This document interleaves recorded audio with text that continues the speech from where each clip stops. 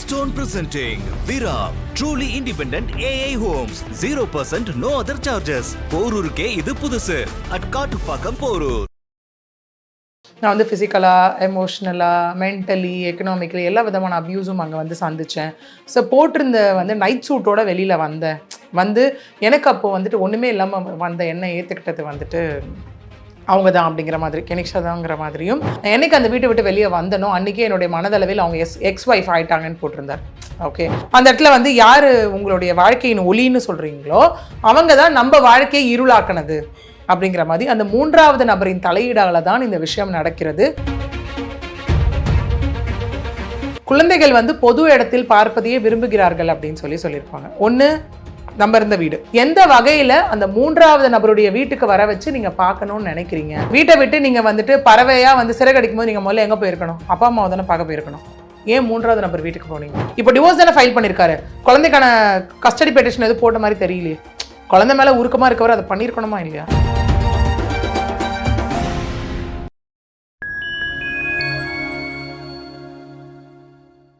Fine time media நேயர்களுக்கு வணக்கம். நான் உங்கள் சங்குவன். நம்ம சிறப்பு நிகழ்ச்சியில் நம்மோடு இணைந்திருக்கிறார் மதிப்பிற்குரிய வழக்கறிஞர் பிரியதர்ஷினி அவர். வணக்கம். வணக்கம் சார். எப்படி மேம் இருக்கீங்க? நல்லா இருக்கேன், நீங்க எப்படி இருக்கீங்க? நலமாக இருக்கேன். நடிகர் ரவி மோகன் மற்றும் அவரது மனைவி ஆர்த்தி அவருடைய விவாகரத்து கடந்த ஆண்டே அறிவிக்கப்பட்டிருந்தாலும் கூட இந்த விவாகரத்து நோட்டீஸ் ரெண்டு பக்கமும் பரிமாறக்கொள்ளப்பட்டிருந்தாலும் கூட பட் அவர் முதலில் விவாகரத்து கொடுத்தவர் நோட்டீஸ் கொடுத்தவர் ஜெயம் ரவி தான். ஆனால் இன்னைக்கு அதன் பிறகு ரவி மோகன் மாற்றிக்கிட்டாரு. தற்போது கெனிஷாவுடன் எனக்கு கிடைத்த நல்ல வாழ்க்கை துணை அப்படிங்கலாம் சொல்லிட்டு இருக்கிறாரு. கடந்த ஆண்டே இவருடைய இந்த டிவோர்ஸ் நோட்டீஸ் வந்திருந்தாலும் கூட தற்போது கடந்த சில வாரமாக ரெண்டு பேருமே மாறி மாறி பல கடிதங்களை பொதுவெளியில் வைக்கிறாங்க, பல குற்றச்சாட்டுகளை வைக்கிறாங்க. குறிப்பாக ஜெயம் ரவி ஆர்த்தி வீட்டில் நான் இருக்கும்போது என்னுடைய சொத்து, என்னுடைய பணம் எல்லாத்தையுமே நான் இழந்துட்டு தான் தனியா வந்தேன், எல்லாத்தையுமே விட்டுட்டு தான் நைட் சூட்டோட வெளியேறினேன், போட்டுக்கிற சட்ட துணிமணோட வெளியேறினேன் அப்படிங்கிறதெல்லாம் குறிப்பிட்டிருக்காரு. இந்த மோதல் ஒரு முடிவுக்கு வருமா, இல்ல இந்த குடும்பம் ரொம்ப ஒரு மோசமான சூழ்நிலை எட்டி இருக்கா? கண்டிப்பா. ஏன்னா இந்த கேஸ் பொறுத்த வரைக்கும் ஐ திங்க் நம்ம லாஸ்ட் டைமே பேச ஆரம்பிச்சிருந்தோம்னு நினைக்கிறேன். நம்மளோட லாஸ்ட் ஒரு இன்டர்வியூலே நம்ம அது என்ன மாதிரி லீகல் ப்ரொசீடிங்ஸ் இருக்குது, டிவோர்ஸில் என்னென்ன மாதிரி விஷயங்கள் இருக்குது அப்படிங்கிறத எல்லாமே ஆரம்பித்து முதல் முறையாக ஆர்த்தி அவர்கள் மனம் திறந்திருந்தார், சில விஷயங்கள்லாம் பேசியிருந்தாங்க, அது எல்லாமே நம்ம பார்த்துருந்தோம். ஸோ அதுக்கு அப்புறம் கெனிஷா அவர்களும் அமைதியான இடத்தை நோக்கி ஆண்களின் மனதை செல்லும் அப்படிங்கிற மாதிரியெல்லாம் அங்கே போட்டிருந்தாங்க. ஓகே, அதை தாண்டி இப்போ அடுத்த கட்ட நம்ம பேசினதுக்கும் இன்னைக்கும் இந்த இடைவெளிக்கான அப்டேட் என்ன அப்படின்னு பார்த்தோம்னா, ஜெயம் ரவி அவர்கள் திரும்ப போட்ட ஒரு விஷயம், அதற்கு ஆர்த்தியோட அம்மா சுஜாதா விஜயகுமார் அவர்கள் போட்ட ஒரு விஷயமா இருக்கட்டும், இன்னைக்கு ஆர்த்தி அவர்கள் போட்ட ஒரு விஷயமா இருக்கட்டும், இது எல்லாமே லைக் ஒரு கனெக்டடாகவே இருக்க மாதிரி எங்க பார்க்க முடியுது. ஓகே, ஏன்னா அன்னைக்கு ஆர்த்தி அவர்கள் கேட்ட ஒரு கேள்வியை நான் எப்படி பார்க்குறேன்னா, ஒரு மனைவியா, ஓகே, இந்த இடத்துல ஒரு குழந்தைகளுடைய அம்மாவா, நிறைய உருக்கமான கேள்விகளாக இருந்தது. பட் ஜெயம் ரவி தரப்புலேருந்து அதை திரும்ப பார்க்குறப்போ பார்த்தீங்க அப்படின்னா இந்த இடத்துல ரொம்ப காட்டமாக இருக்கக்கூடியது நம்மளால பார்க்க முடிஞ்சுது. ஒரு மாதிரி டார்கெட்டிவா ப்ளஸ் அது மட்டும் இல்லாமல் ரொம்ப சர்க்காசமாக இருந்ததாங்க நம்மளால பார்க்க முடிஞ்சது. அவர் நிறைய வேர்ட்ஸ் அங்கே போட்டிருந்தார். ஆக்சுவலி என்னென்னா, நான் ஃபிசிக்கலாக, எமோஷ்னலாக, மென்டலி, எக்கனாமிக்கலி எல்லா விதமான அப்யூஸும் அங்கே சந்தித்தேன். ஸோ போட்டிருந்த நைட் சூட்டோட வெளியில் வந்து எனக்கு அப்போது ஒன்றுமே இல்லாமல் வந்த என்னை ஏற்றுக்கிட்டது அவங்க தான் அப்படிங்கிற மாதிரி, கெனிக்ஷா தாங்கிற மாதிரியும், அதுக்கப்புறம் என்னோட பிள்ளைகளை கூட பார்க்க என்னை அலோவ் பண்ண மாட்டேங்கிறாங்க. அந்த இடத்துல எப்போ பார்த்தாலும் பவுன்சஸோடே இருக்காங்க. என் பிள்ளைகளுக்கு ஆக்சிடென்ட் ஆனதை எனக்கு தெரியாத, என்கிட்ட மறைச்சிட்டாங்க, ரிலேட்டிவ்ஸ் மூலியமாக தான் நான் தெரிஞ்சுக்கிட்டேன் அப்படிங்கிற மாதிரியும், தென் என்னை ஒரு கருவியாக தான் யூஸ் பண்ணிக்கிட்டாங்க. கையெழுத்து போட சொன்னால் போடுவேன், லைக் எல்லாமே அவங்க டாமினன்சியாக தான் வச்சுக்கிட்டாங்க. ப்ளஸ் 5 வருடமாக என்னோட பெற்றோர்களை என்னை பார்க்க அலோவ் பண்ணல அப்படிங்கிற மாதிரி, ஆர்த்தி மீதும் நிறைய இந்த இடத்துல டாமினண்ட்டாக இருந்தாங்கன்றப்ப நிறைய அலிகேஷன்ஸ் வச்சு கீழே நோட்டுன்னு ஒரு விஷயம் போட்டிருந்தார். நான் என்னைக்கு அந்த வீட்டை விட்டு வெளியே வந்தனோ அன்றைக்கே என்னுடைய மனதளவில் அவங்க எக்ஸ் ஒய்ஃப் ஆகிட்டாங்கன்னு போட்டிருந்தார். ஓகே, ஏன்னா அதுக்கு முந்தின அறிக்கையில் ஆர்த்தி அவர்கள் போட்டிருந்த விஷயம் நம்ம பேசியிருந்தோம் இல்லையா? என்னன்னா, அதாவது நானும் நீதிமன்றமோ முடிவு செய்யும் வரை நான் ஆர்த்தியாகவே இருப்பேன் அப்படின்னு ஸ்ட்ராங்கான ஸ்டேட்மெண்ட். அவங்க வேர்ட்ஸ் எப்பவுமே ஸ்ட்ராங்காக தான் பார்க்க முடியுது கொடுத்துருந்தாங்க.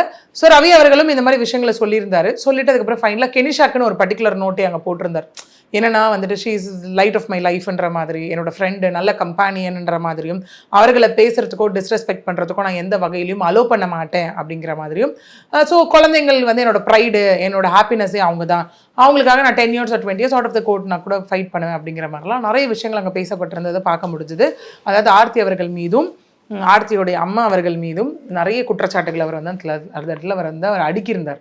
ஓகே, ஸோ இந்த மாதிரி ஃபினான்ஷியல்ஸ் பற்றியும் இந்த மாதிரிலாம் நிறைய விஷயங்கள் அவர் வந்து அங்கே பேசியிருந்தார். ஓகே, இதனுடைய விளைவாக என்ன ஆச்சு அப்படின்னா, இப்போ ஆர்த்தி அவர்கள் வந்துட்டு அதுக்கப்புறம் அப்படியே மாறி மாறி இந்த விஷயங்கள் போயிட்டு இருந்தது. ஆர்த்தி அவர்கள் வந்து இன்னைக்கு இப்போ கொஞ்ச நேரத்துக்கு முன்னாடி வந்து ஒரு அதே மாதிரி அறிக்கை கொடுத்துருக்காங்க. லைக் மீடியா அவங்க பேஜில், இன்ஸ்டாகிராம் பேஜில் ஒரு அறிக்கை கொடுத்துருக்காங்க. அதில் கொடுக்கும்போது அவங்க என்ன சொல்லியிருந்தாங்க அப்படின்னா, இங்கே வந்துட்டு அவங்க சொன்ன விஷயம், கண்ணியமாக இருக்க வேண்டும் என்று நினைப்பவர்களை விட நாடகம் போடுபவர்களுக்கு அதிக இடம் உள்ள இந்த காலத்தில் என்ன சமீபத்திய, அதாவது என்னை சுற்றி நடக்கும் சமீபத்திய சூழ்ச்சிகள் வேறு வழியின்றி என்னை மீண்டும் பேசும்படி செய்து விட்டது. அவங்க திரும்ப சொல்றது எப்படின்னா, என்ன வந்து பேச வைக்கிறாங்க. ஓகே, அப்படிங்கிற மாதிரி தான் இருக்குது. அந்த இடத்துல இவங்க சொல்லியிருப்பாங்க. அதுக்கு முன்னாடி நம்ம இதுக்கு வரலாம். சுஜாதா அவர்கள் வந்துட்டு ஆர்த்தியோட அம்மா அவர்கள் அவங்களும் ஒரு ஸ்டேட்மெண்ட் கொடுத்துருந்தாங்க. அந்த இடத்துல என்ன கொடுத்துருந்தாங்க அப்படின்னா, இவர் சொல்கிறது எல்லாமே லைக் ஃபால்ஸ் அக்வசிஷன்ஸ் அப்படிங்கிற மாதிரி சொல்லிட்டு, இந்த மாதிரி நான் இதில் நல்லா பண்ணிட்டு இருந்தேன், சீரியல் ரொம்ப நல்லா பண்ணிட்டு இருந்தேன். ஸோ ரவி அவர்கள் தான் வந்து அந்த இடத்துல 2017 நீங்க வந்து சினிமா தயாரிக்கணும் வர வச்சாரு. ஆமா, ஃபோர்ஸ் பண்ண வச்சதே அவர் தான். பிளஸ் என்ன 3 மூவி எடுக்க வச்சது 120 கோடி, அதனால நஷ்டம். அது மட்டும் இல்லாமல் அந்த பணத்துல 25% அவருக்கு நான் சேலரியாவும் இங்க கொடுத்துட்டேன் அப்படிங்கிற மாதிரி விஷயம் இருந்தாலும் 25% குறைஞ்சது ஒரு 25 கோடியாவது கையில் கொடுத்துருப்பாங்க, வாங்கியிருப்பாரு இல்லையா அந்த இடத்துல. ஸோ ஃபினான்ஷியல்ஸ் யாராவது ஒருத்தராச்சும் அது எல்லாமே வந்து அக்ரிமெண்ட் சைன் எல்லாமே இருக்குன்றாங்களே, எவிடன்ஸ் இருக்குன்றாங்களே, லீகலாக ப்ரொசீட் பண்ணியிருக்காங்க எல்லாமே. ஆமாம், எல்லாமே சார். நமக்கே தெரியும், ஒரு இந்த இடத்துல வந்துட்டு ஒரு எம்ப்ளாயினா கூட ஒரு அக்ரிமெண்ட் எடுக்கணும். சும்மா ஏதோ ஒருத்தர் யாரோ ஒருத்தர் கமிட் ஆகுறாங்கன்னா கூட அது ஒரு 10,000 இருந்தாலும் 20,000 இருந்தாலும் அக்ரிமெண்ட் மேண்டேட்டரி, நமக்கே தெரியும் லீகல் பிளாட்ஃபார்ம்ல வரப்போ இல்லையா. அவ்வளோ பணம் புழங்குற இடம். என்னதான் மருமகனா இருந்தாலும் உறவா இருந்தாலும் when it comes to profession, அவங்க சொல்ற விஷயம் அதான, பர்சனலும் ப்ரொஃபஷன் நான் ஒன்னா பார்த்ததில்ல, வேறையா தான் பார்த்துருக்கேன் அப்படிங்கிற மாதிரியும், யாராவது ஒருத்தராவது வந்து நான் ₹1 உங்களுக்கு பாக்கி வச்சிருக்கேன்னு வந்து நிரூபிக்க சொல்லுங்க அப்படிங்கிற மாதிரி அந்த இடத்துல சொல்லியிருப்பாங்க. இன்னொன்று, ஒரு ப்ரொடியூசருக்கு அந்த கஷ்டம் தெரியும், கேமரா பின்னாடியும் ஒருத்தவங்க முன்னாடி கை குப்பி நிற்கிறதுக்கான கஷ்டங்கள் புரியும் என்னங்கிறது. ஆமா, ஏன்னா நான் இந்த இடத்துல லாஸே அனுபவிச்சிருந்தாலும் எனக்கு பேக் சோர்ஸ் இருக்கிறதுனால அதுல இருந்துலாம் தப்பிச்சு வந்துட்டு இருந்தேன் நான். அதுல இருந்து இன்னமும் அவர் வந்து என்னோட பையனா மருமகனா எல்லாமே தான் நான் பார்க்குறேன். எப்பவுமே அவர் எங்களுக்கு சூப்பர் ஹீரோவா தான் இருந்தாரு, சூப்பர் ஹீரோவாவே இருக்கணும்ன்றது தான் என்னோட ஆசைகள் கூட இந்த இடத்துல. ஓகே, அப்படிங்கிற மாதிரி வச்சுட்டு இது என்னோட பெண்ணுக்கும் அவருக்குமான ஒரு விஷயம். ஸோ அவங்க சேர்ந்து வாழணுன்றது மட்டும்தான் என்னுடைய எண்ணம்.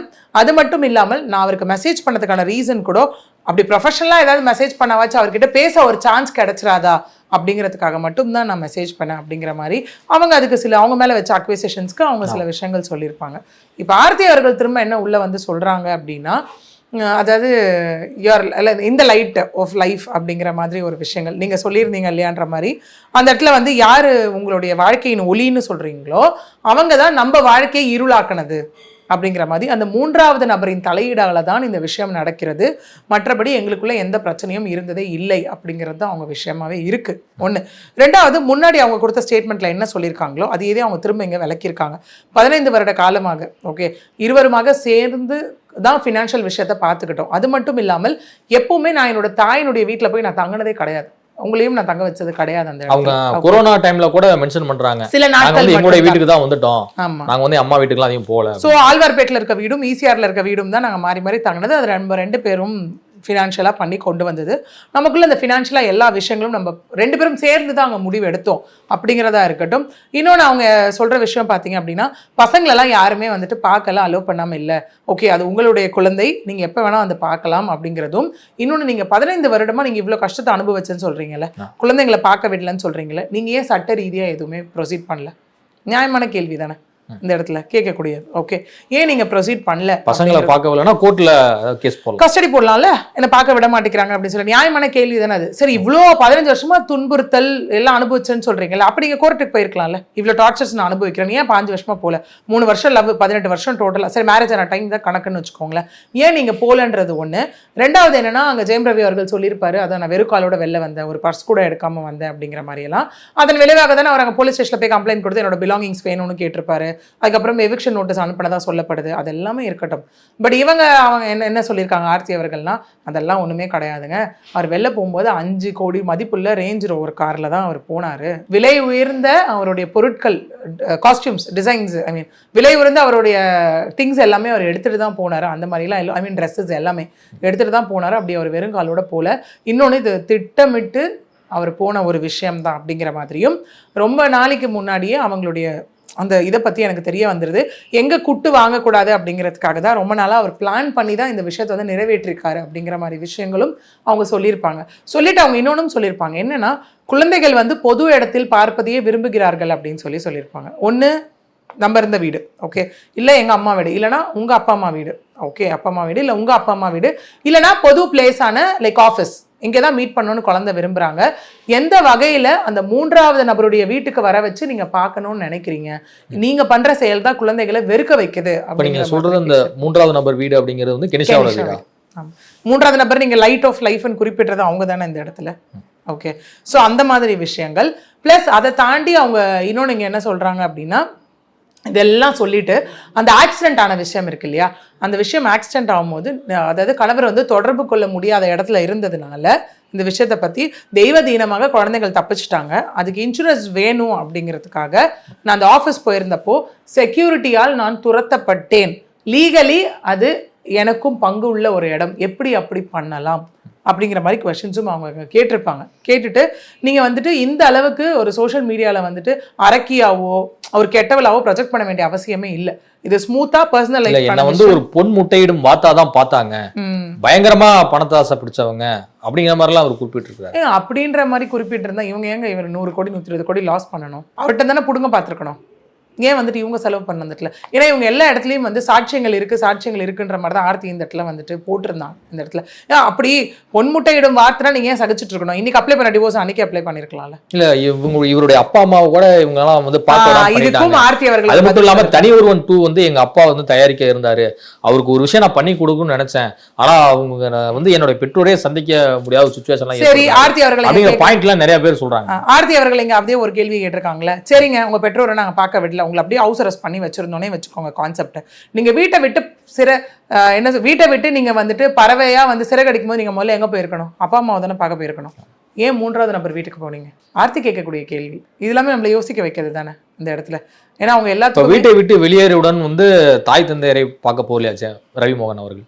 ஆர்த்தியோட ஸ்டேட்மெண்ட்ல இருந்து அது ப்ரூவ் ஆகுது இல்லை. ஸோ சாட்சியங்கள் இருக்கு அப்படிங்கிற மாதிரி தான் அவங்க அந்த இடத்துல போடுறாங்க. இதை விட்டுட்டு நீங்க அதான் சொன்ன மாதிரி ஒரு சோஷியல் மீடியாவில் வந்து நீங்க இந்த மாதிரி ப்ரொஜெக்ட் பண்ணி அலிகேஷன் போடுறதுக்கு இது எதுவுமே கொண்டு வராம பிரைவேட்டா நீங்க எடுத்துட்டு போயிருக்கலாம்ல. இந்த விஷயத்த அமைதியா எடுத்துட்டு போயிருந்தா கோர்ட் டிசைட் பண்ணிருக்க போது அந்த விஷயங்கள் டிசைட் ஆகியிருக்க போகுது இல்லையா அந்த இடத்துல, ஓகே. இப்படிங்கிற மாதிரி வச்ச அலிகேஷன்ஸ் இதுக்கு எல்லாமே வந்துட்டு அவங்க ஒரு விஷயம் சொல்லியிருப்பாங்க அந்த இடத்துல. சொல்லிட்டு ஃபைனலாக அவங்க சொன்ன விஷயம் என்னென்னா, மீடியாவுக்கும் ஓகே என் கூட இருக்கிற எல்லாருக்கும், உறவினர்கள் லைக் குடும்பத்தார் எல்லாருக்குமே வந்துட்டு இருக்காங்கன்றது எனக்கு பெரிய நம்பிக்கையாக இருக்குது. இதை விட நான் இன்னும் ஸ்ட்ராங்காக வருவேன்னு சொல்லியிருக்காங்க. அது மட்டும் இல்லாமல் ஒரு அப்ராடில் போய் ஒரு மாஸ்டர்ஸ் முடிச்சுட்டு வந்த பொண்ணு நான் அந்த இடத்துல, ஓகே, நான் வேலைக்கு போகணும் ஏதாவது பண்ணணும்னு நினச்சிருந்தா இன்னைக்கு இருக்கிறத விட 2 மடங்கு பணமும் புகழும் பேரும் எனக்கு கிடச்சிருக்கும்.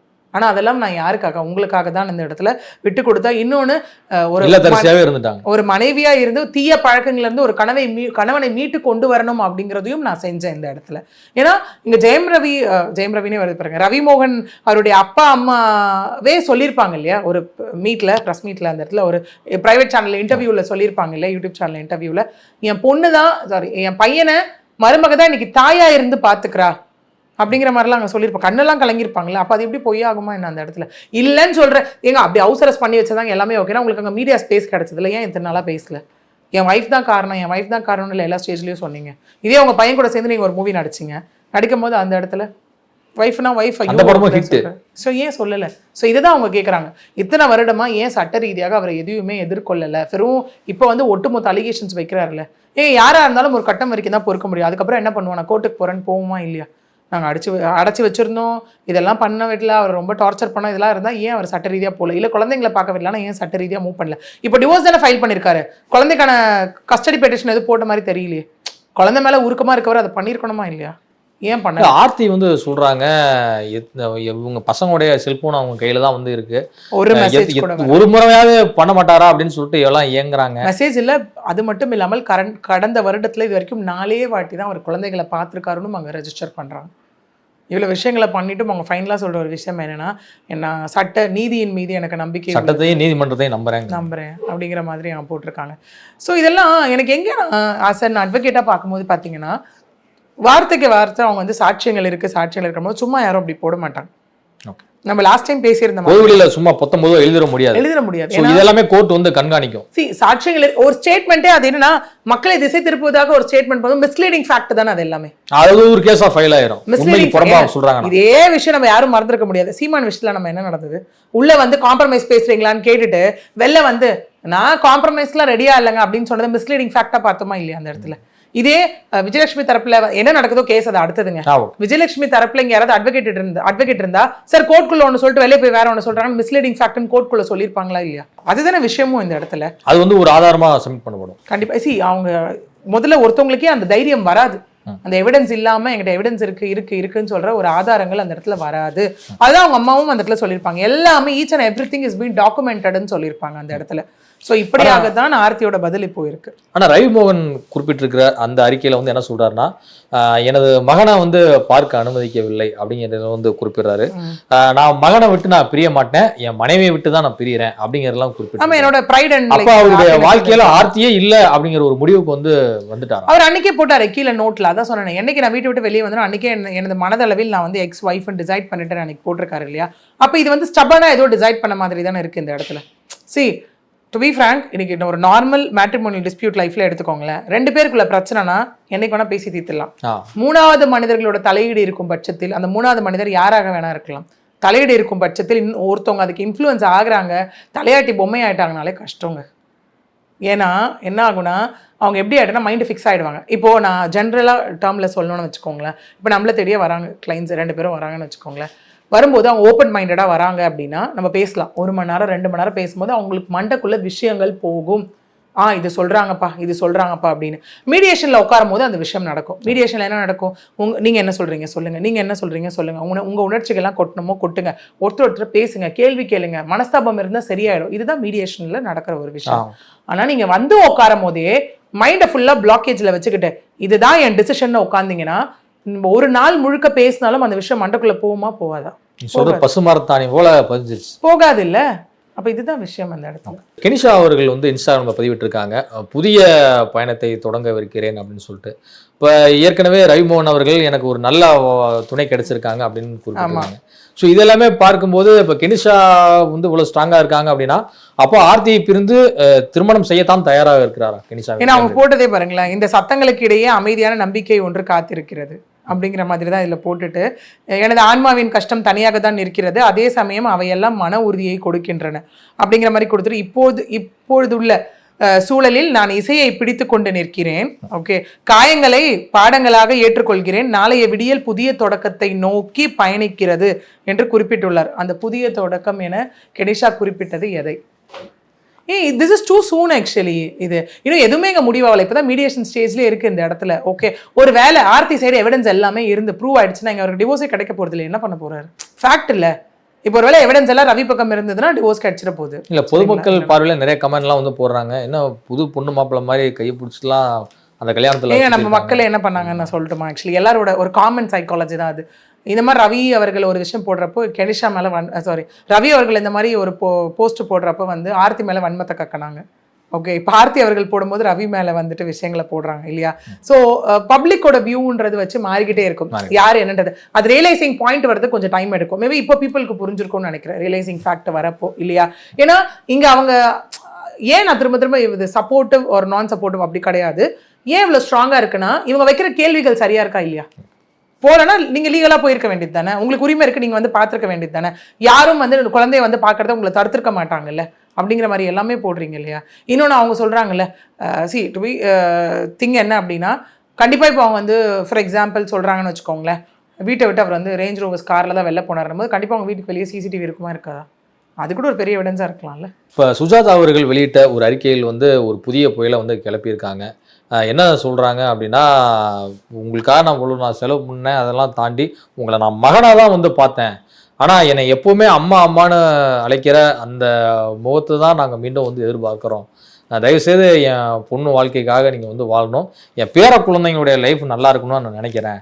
எந்த ஒரு தாயுமே வந்து தன் மகள் வந்து வாழ வெட்டியாக தன்னுடைய வீட்டில் வந்து இருக்கணும்னு நினைக்க மாட்டாங்க. அந்த ஒரு அதை நினைச்சாலே எனக்கு ரொம்ப துயரமான ஒரு நிகழ்வாக இருக்குது அப்படின்லாம் நிகழ்வு எழுதியிருக்காங்க. ஜெயம் ரவி என்னதான் முடிவு எடுக்க போகிறார்? ஏன்னா அவங்க சொன்ன விஷயமே இங்கே என்னவா இருக்கு அப்படின்னா, நம்ம அவங்க அம்மா அவர்கள் சொன்ன விஷயமே வந்துட்டு இது கண்டிப்பாக ஃபேமிலிக்கான விஷயம். ஓகே, நானே இங்கே வந்து அக்விசிஷனை தாண்டி இவ்வளோ விஷயங்களை என் மேலே வைக்கும் போது தான் பதில் கொடுக்க வேண்டிய கட்டாயத்தில் இருக்கேன். இங்கே எல்லாமே கட்டாயத்தின் அடிப்படையில் தான் பதில் கொடுக்கப்படுறது. சைலண்டாவே இருந்துட்டா என்ன பணப்பேயெல்லாம் கூட நீங்க சொல்லுவீங்க. உண்மை அதுதான். ராட்சசி, பணப்பேய், விமன் டாமினேஷன் இப்படி தானே இது வந்து பார்க்கப்படுது இந்த இடத்துல. ஓகே, அவங்க சொன்ன விஷயம் அதுதான். எப்பவுமே நாங்கள் உங்களை சூப்பர் ஹீரோவே பார்த்துட்டோம், இனிமேலும் நாங்கள் அப்படி பார்க்க விரும்புகிறோம் அப்படிங்கிற மாதிரி ஒரு விஷயம் தான். திரும்ப திரும்ப இவங்க சொல்ற விஷயமும் என்னவா இருக்குன்னா, அந்த குழந்தைகளுக்கு ஒரு தகப்பன், ஓகே அப்படிங்கிற விஷயம். சரி, யாராக இருந்தாலும் கண்டிப்பாக அந்த குழந்தைங்களோட மனநிலையை யோசிச்சு பாருங்களா, அந்த ட்ராமாவை யோசிச்சு பாருங்க. இப்போ ரவிமோகன் அவருடைய பெற்றோர் வந்து என்ன முடிவு எடுப்பாங்க இந்த விஷயம்? அவங்க இது வரைக்கும் எதுவுமே வாயை திறக்கல. C, that is up to them. நம்ம அதை யாருமே கட்டாயப்படுத்த முடியாது இந்த இடத்துல. ஓகே, பட் இது வரைக்கும் அவங்க பேசியே மருமகள் மீது மிகுந்த ஒரு அன்பு வைத்திருந்த ஒரு விஷயத்தையெல்லாம் வந்து பொதுவெளியில ஒரு மீடியாவெல்லாம் ஷேர் பண்ணாங்க.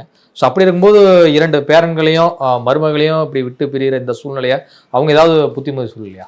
ஏன் அவங்க ஏன் பேசலை வைக்கலை அப்படிங்கிறத திரும்ப அவங்க தான் வந்து சொல்லணும் இல்லையா இந்த இடத்துல, என்ன ரீசன், ஏன் எப்படிங்கிறது. ஏன்னா இதுவே கான்ட்ராடிக்டரியாக தானே இருக்குது. அப்பா அம்மாவே பார்க்க விடலை அப்படின்னு சொல்கிற இடத்துல இருக்கும்போது அப்பா அம்மா கூட தானே அவர் இருக்கணும். அதுதானே அவங்க கேட்குற கேள்வியுமாவும் இருக்குது இந்த இடத்துல. இது இப்போ நமக்கு எப்படி இருக்குன்னா, இவங்க கேட்குற கேள்வி ஆமாம்ல, ரிலேட் ஆகுதுல்ல, நியாயமாக இருக்குல்ல கேள்வி அப்படிங்கிற மாதிரி தான் தோணுது. இது மேபி திரும்ப இவங்களும் ஒன்ஸ் ஃபார் ஆல்னு தான் போட்டு கொடுத்துருக்காங்க ரிப்ளை.